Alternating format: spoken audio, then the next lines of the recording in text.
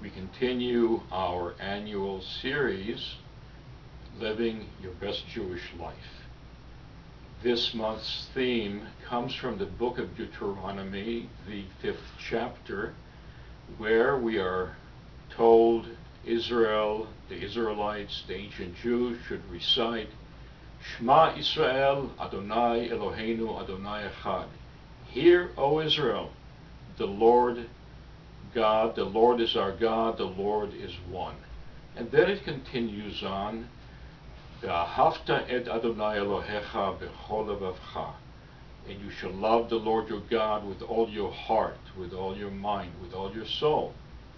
And then it continues on, this is what you'll teach your children, that is the oneness of God. And really, the oneness of God was the revolution in ancient times about 3,000 years ago, possibly a little bit more.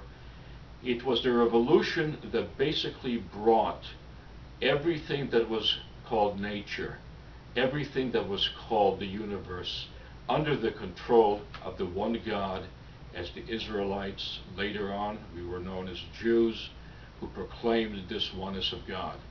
In a world where many gods dwelled, in a world where the gods controlled aspects of nature, the oneness of God meant, for one thing, that all humanity was interconnected.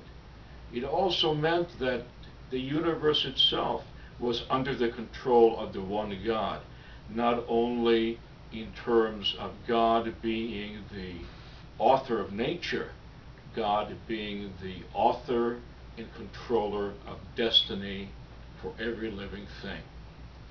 Thus, the teaching of children about God's oneness and loving God is an expression of how it is that we ought to live life.